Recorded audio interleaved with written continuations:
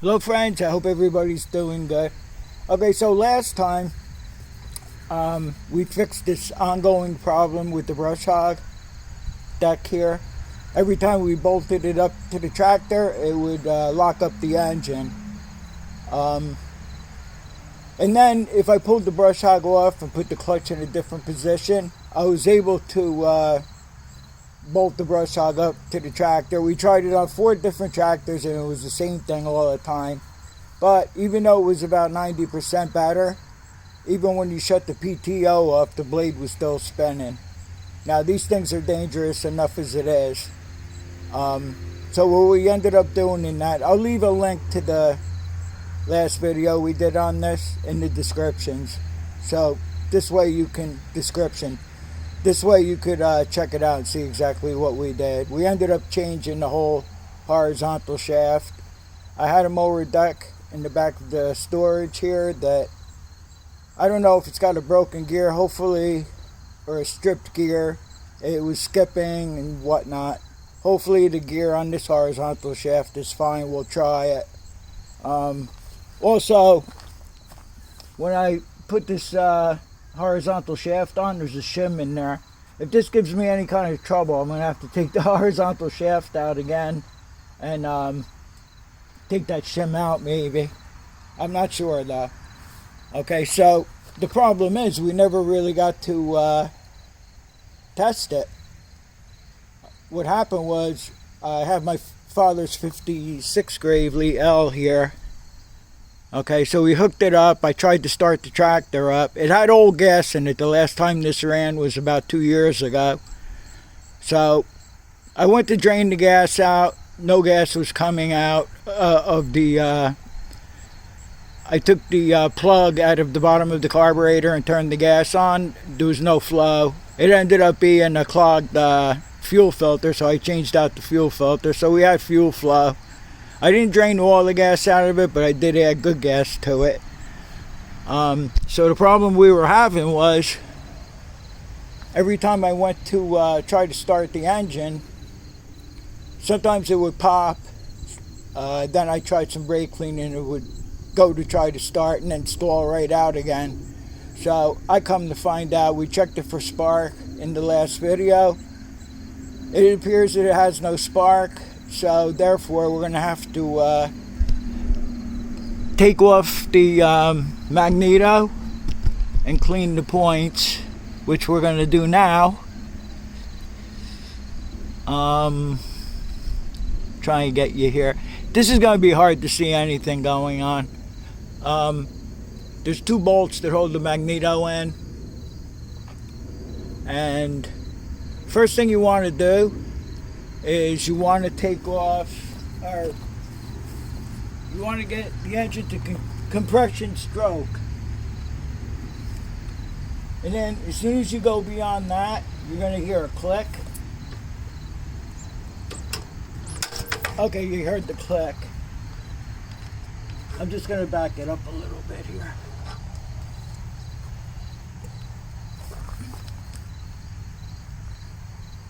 Let me take the camera off there and see if I can show you. If you don't turn that over until it clicks and you line up the 2 marks, that means it'll be on like spring mode. So when you go to put the magneto on, you'll be fighting and going crazy with it. So let me just show you what to do and what not to do. Okay, so on the magneto part, you'll see a straight line mark, and then you'll see another mark right against here. What you don't want to do is you don't want to unbolt this coupler. Now I don't think I went far enough backwards here. My eyes are still bad, so it's hard for me to see exactly where those marks are. I'll show you the mark when I get the magneto off. Okay, so this coupler here, if you loosen the bolt, then you're going to knock off the timing. This is only to adjust the timing. I know the timing's good on this, but I'll check it again once I put it back together. And I'll show you how to do the timing on it if you have to. So we're going to take the magneto off, and then there's 4 screws holding the cover on. We're going to pull the cover off and see what's going on. We'll clean the points and readjust them. Okay, so it's a little difficult to, I think I could manage to do this. Okay, the high-low lever, just locking it to low gear, like I just did. And I found it was much easier to use. I use a 1/4-inch ratchet. It's like a flat. Instead, a stubby nose one you won't be able to use, but if you use a flat 1/4-inch ratchet with a 9/16 socket, you can get in there and loosen the bolts in the magneto. My 73 I had a problem with.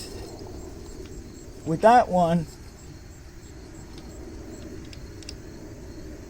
I could get the socket on one of the bolts, but the other bolt, I had to use a wrench. I did the casting on the 73.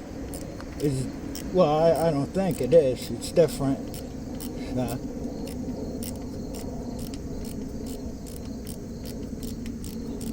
So you don't want to loosen the coupler. And you can put the spacer, I'll show you the spacer when we get this apart. You put it back on in the old way and the timing will be fine.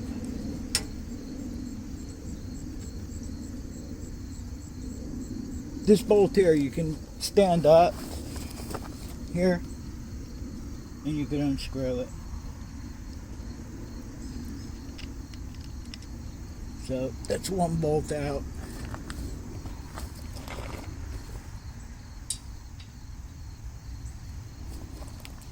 The other bolt's a little bit of a pain to get to, but not too bad.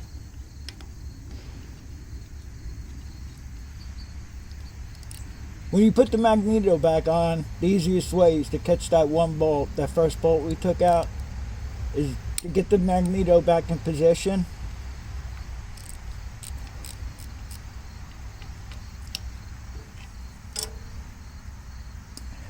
And then you can start that bolt in. This one here, you could just more or less sit down here and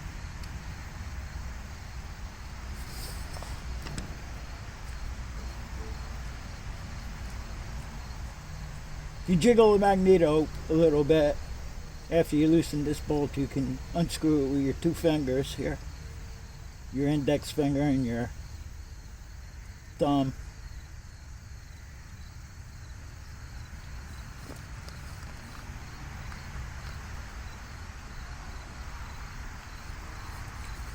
Okay, well, of course I took the ignition wire out here, and then you just pull the magneto off, and this is a spacer right here.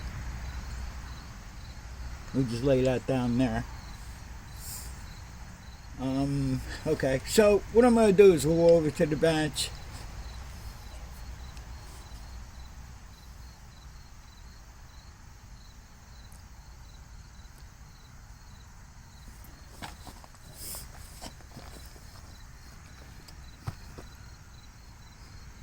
Okay, there's a mark on here, and then there's a mark right here, straight mark. Now what you're supposed to do is you're supposed to line these 2 straight marks up, right, to do the timing. But they want you to take the head off, bring the piston to top that center, and then back it down. I think it's 5/16 of an inch. The guy that used to own the Gravely agency I used to deal with, 30 years ago I went to buy points and I told him I wanted a head gasket. He goes, "What do you want a head gasket for?" I said, "I have to change the points, I got to pull the mag off." He goes, "No," he said, "I'll show you a trick." So there's 2 dots right here. He said, just bring the engine all the way up to top that center if you have to set the timing. make sure it's on compression stroke. He said all you have to do is line up the straight line and the 2 dots here at top dead center, and then lock up the coupler, and the timing will be perfect. So that's how I was doing it for, I don't know, 30 years or so. He's out of business now. He was a real good guy too, and he knew his Gravely's really good. Alright, so I may have to show you the timing marks better soon. Okay, so there's 4 screws here. And it's to take off this cover, and we have to hope that the gasket is okay.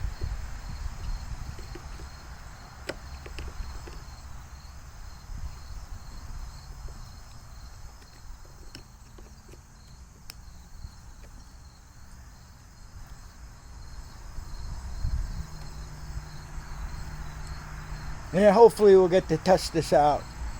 I'll cut the front lawn with it. The important thing now is when we shut the PTO off, I'm hoping that the blade stops spinning. And I think it will, because it bolted up very easily after we changed the horizontal shaft on it. Unlike all the other times. I mean, I could see it happening on one tractor. Maybe there was something wrong inside the front housing there, but to happen on 4 tractors, I knew that it had to be something going on with the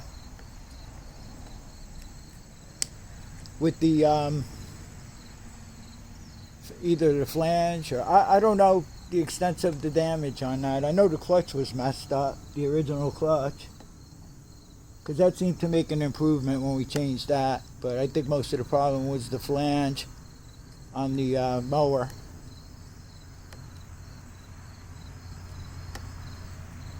We've been having some crazy problems here lately, it seems. It doesn't seem, it is. Has been.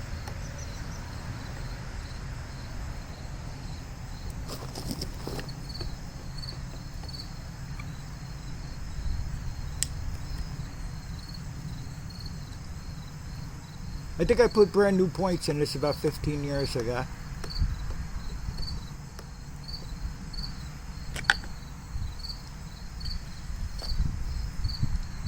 Okay, to get the gasket's fine.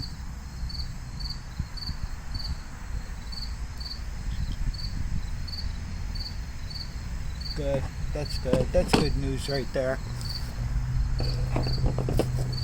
Alright, yeah, I'll show you the point setup on it. Hate doing it this way, but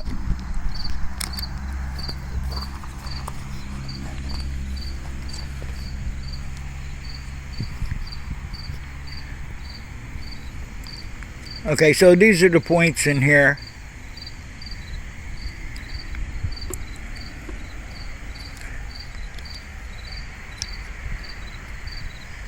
I'll check the gap and I'll stick some sandpaper in there and we'll clean them.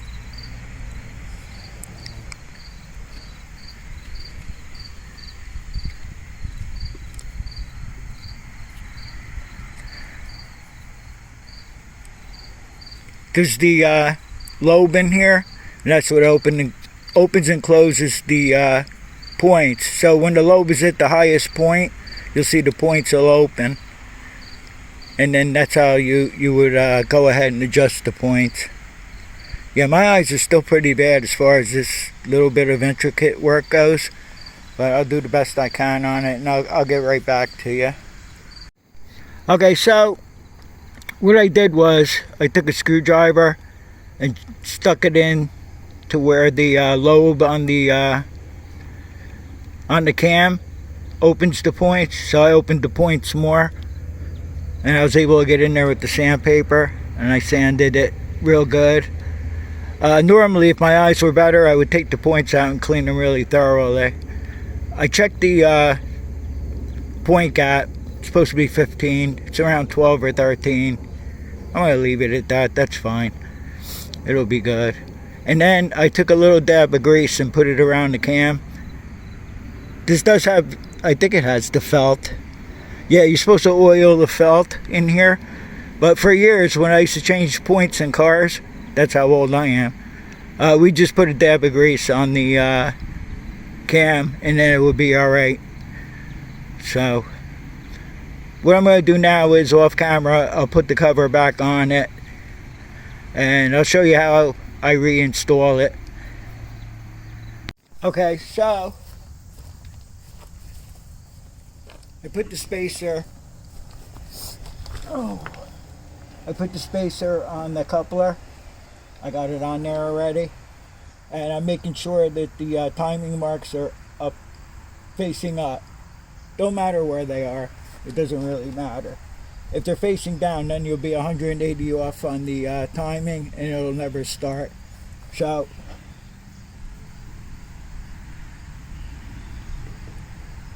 we're just going to join this together into the coupler, into the spacer here.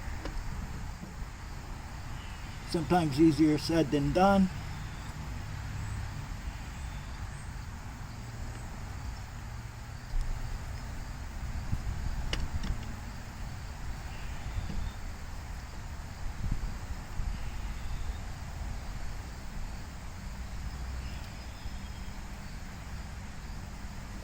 Yeah, I think we're good there. You think? You know, we're going to catch that one bolt that I told you about before, the one towards the front here. We're going to try to catch that. So you'll want to stand up here, get the bolt through the bottom here.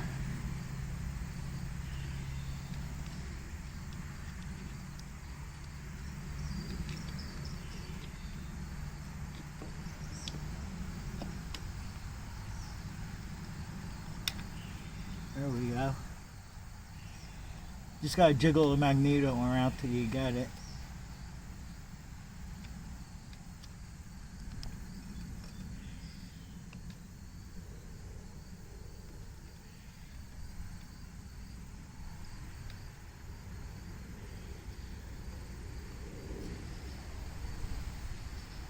This is not right.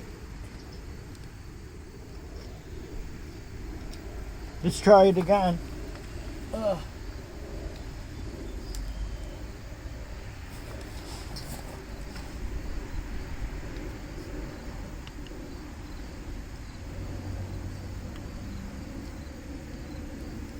I got all messed up here now with this. I put it to where it locks, and I can see that the mark is all the way on top here. See where it locks? Just bring it back around to where the mark is here, and it'll be roundabout where it should be. And then you got to fight with this now.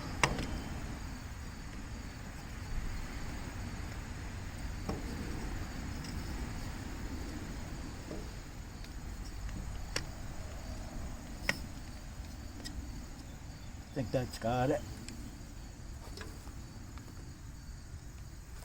Sometimes you gotta mess with these things a little bit.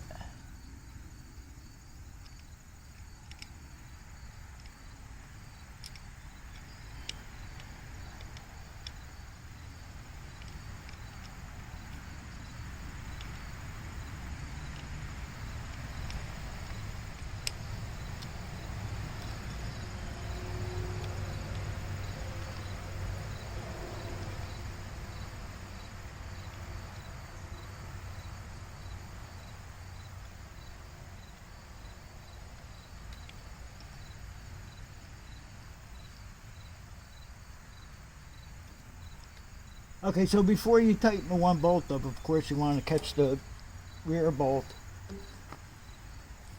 and then you can tighten it up.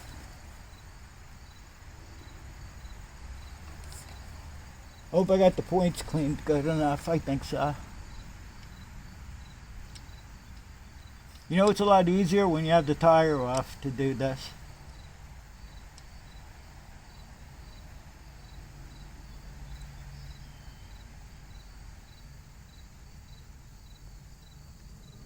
I got that caught.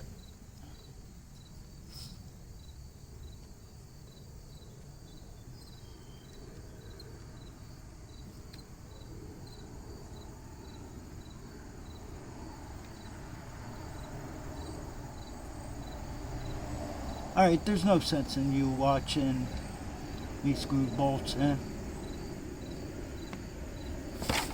I'll bring you back when we're ready to start it. Hopefully she starts. Okay, let's give it a go. I got it choked. I have the fuel turned on. That's it.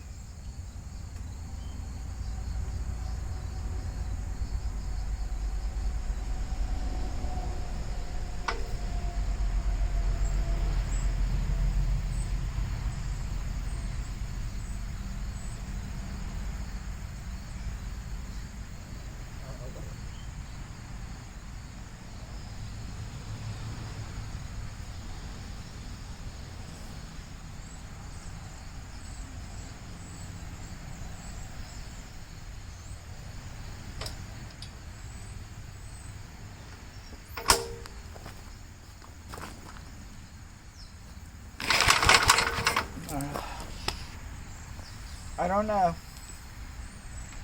I don't know what's going on with this thing. Maybe the condenser's bad. I don't know.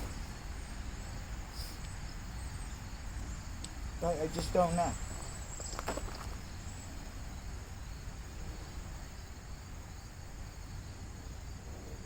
Seems like I cleaned the points good.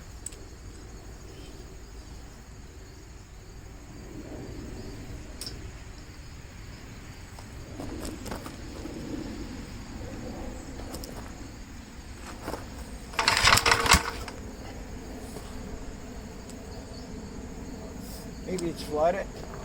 Hear it pop.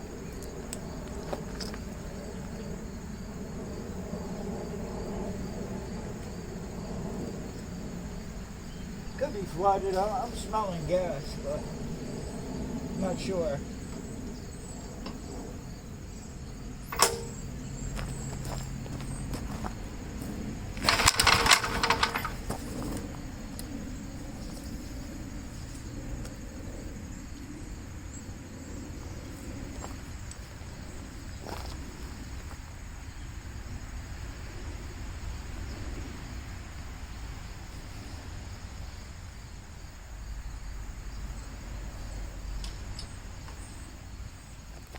I never pulled the spark plug out to check it. Nah, it's not going. I'll come back to you if I figure something out. Alright, so I tried a brand new spark plug. This is the plug I took out. Usually these plugs have a problem if it's burning oil and it gets a lot of carboned up. I don't know. From here, if it doesn't start now, I have to dig out a spare magneto and try that, because it could be the condenser might be bad, or the coil, and I'm really not sure.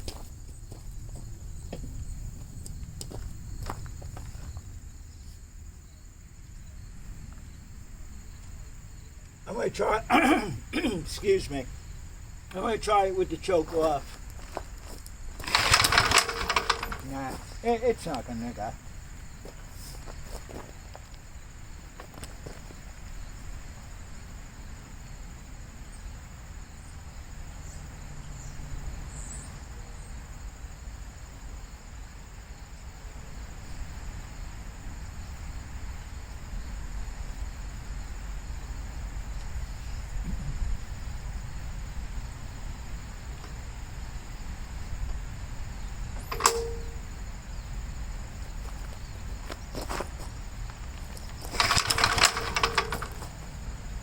One more time, and then I'll cut you off, and I'll see if I can. I usually have a magneto that's all ready to go, but I'm not sure if I do.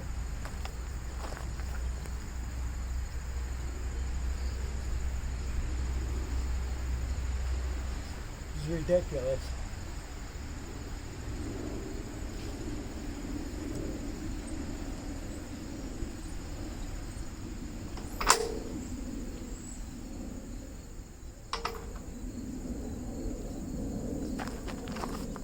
see something.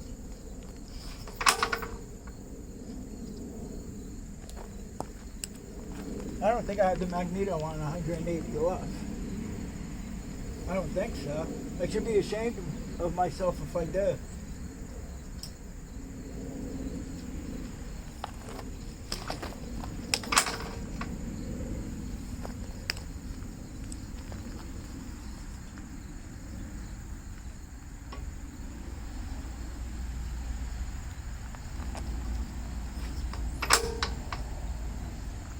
Alright, I'll be right back to you. Some YouTuber, huh friends? I had the timing 180 off. I could tell the way it popped that first time. So, let's see if this thing will start now.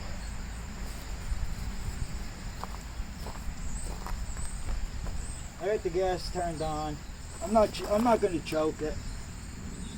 I'll leave the choke off.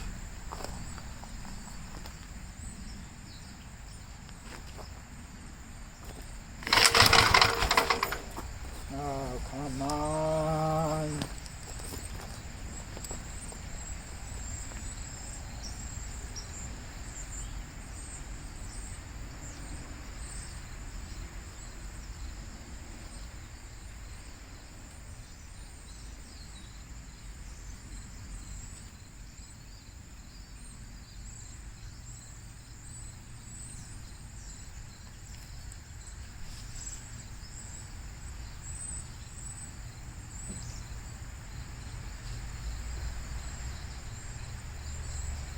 I put the old plug back in.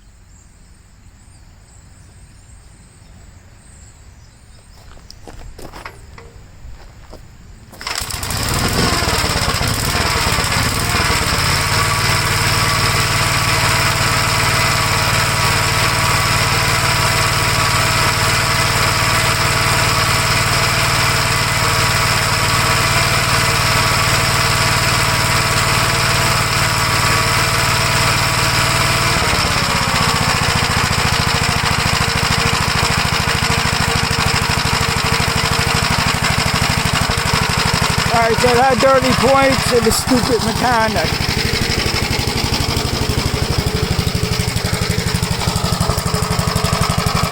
I want to see if the blade's spinning now.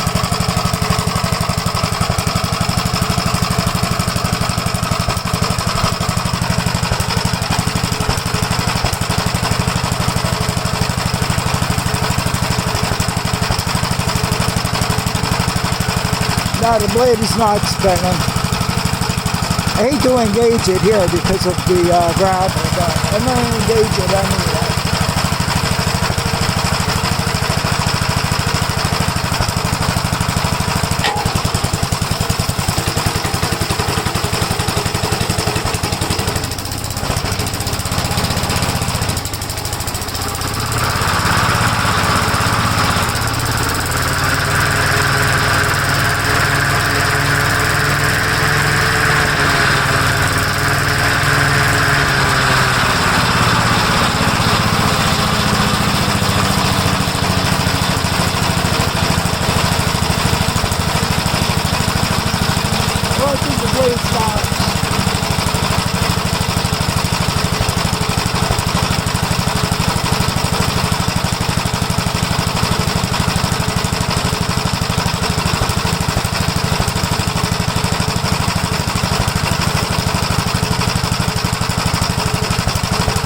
Takes a little while for it to start.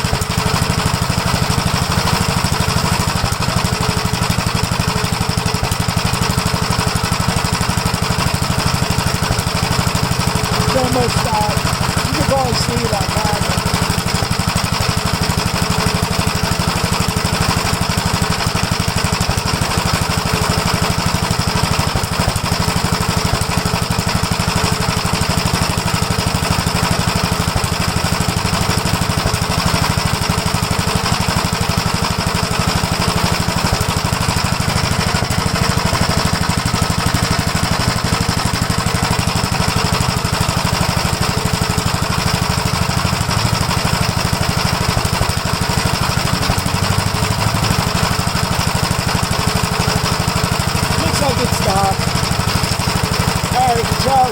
take it out front. I will cut some grass with it. Okay, so let's give it a shot. I think you're in view pretty good here. I'm not picking up any sticks or anything.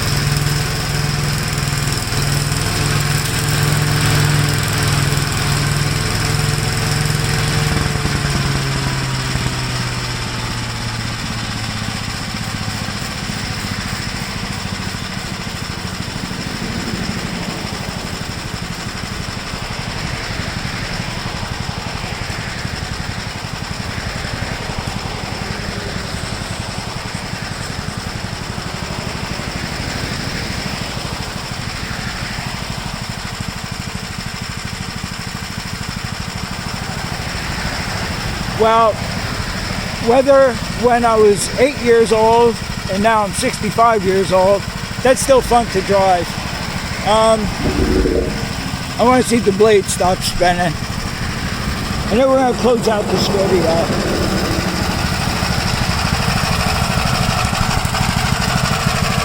Before I close out the video, I'm just going to hit the hit up here and everything.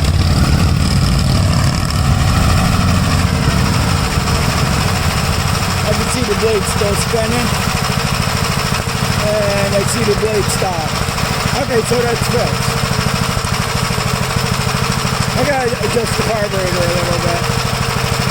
No big deal. Because I had the jets out to try to clean out the carburetor in the last video. So, okay, so we're gonna end it. Well, I'll get back to you and we'll end this. So I'll let you know what's going on with this, my father's 56 Gravely here. Okay, so it did pretty good. We shut the PTO off, blade stopped, and like I said before, I could tell as soon as I went to mount the brush hog on there, it just pushed right into the flange of the tractor, and I had no problems there. So I fine-tuned the carburetor, because one of the low side jet adjustment, I had to take that out all the way. I counted the threads a little bit, but I don't think it was set right in the first place, so I set that. Seems to run good. See the ag tires on there and the spacers for the dual wheels? My father bought that setup in 1970. What it was he had estates in Llewellyn Park in West Orange, where Edison's estate is. I don't know who took it over now, but they were pretty big lawns. So what he did was he took the reel mower off the front and he bought gang mowers to pull. And I don't remember what the cut was on that, 70 something inches, I don't remember. So he bought the original ag tires that came with the tractor, blew out. They were from 1956, so they finally blew out, I don't know, 15-20 years ago. But those are the original ones from 1970 when he bought the kit. The Bulldog, I made him put that on in 1970. That's not the original Bulldog. That got lost in the sauce somewhere. I bought a knockoff one off a guy on eBay. So I think I started pulling the gang mowers when I was like 10 years old by then. And one of the customers complained that he's too young, or blah blah blah, and all this other stuff. It was only one customer that complained. I think he had about 15 estates he did in the park. Boy, it was so much quicker because they had the 130-inch reel mower on the front. It was so much quicker to cut the estates. I've spent hours and hours and hours on that tractor. Instead of getting paid cash, my father bought me a 1971 Honda SL70. So he bought me that. So while that was home, well, I lost my train of thought. Oh yeah, so when I first started cutting, I cut at home. My father had I think a 1 acre piece of land there, so I started cutting then. I thought I was 8 years old when I used to ride with my father and steer. My mother said, no, you did that when you were 6 years old and 5 years old and maybe even 4 years old, from what you could remember. And then by the time I was 8, he just walked alongside me so he could knock it out of gear in case I got in trouble.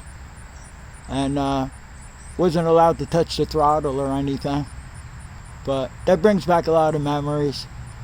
When I first got this sulky for it, all I had was ride-on sulkies, and they weren't too bad to get used to. But the first time I put the steering sulky on, it was like, oh, I couldn't get used to it right away. I kept grabbing the handles to steer it, you know. But I think today I did pretty good on it. I only almost flipped it once. With the dual wheels on it, you don't have that problem. But some of the estates we did, were on terrible slopes. I used to have to sit on the edge of the seat so the tractor wouldn't flip over, even though it had dual wheels on it. Yeah, I just wanted to give you a little bit of history about that tractor. Yeah, that tractor came along 3 years before I was born. I was born in 59, he bought it in 56. It came with the tractor, the reel mower, and the steering sulky. I think it was $480. So back in 56, you have to figure in today's market, that's $5,000 or maybe more by now. All right, so let me just let you know the next plan. The tractor has an oil leak. So what I intend to do, I'm going to take the brush hog off. I'll put it back on the 73. I put the 61 postal gravely way in the back. We're done with that for this year.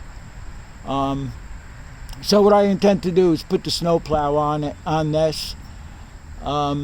This way I could jack it up. I want to degrease underneath it and do what we did with the 61 postal. I think we did the same thing also with the 73 when that had an oil leak that we fixed.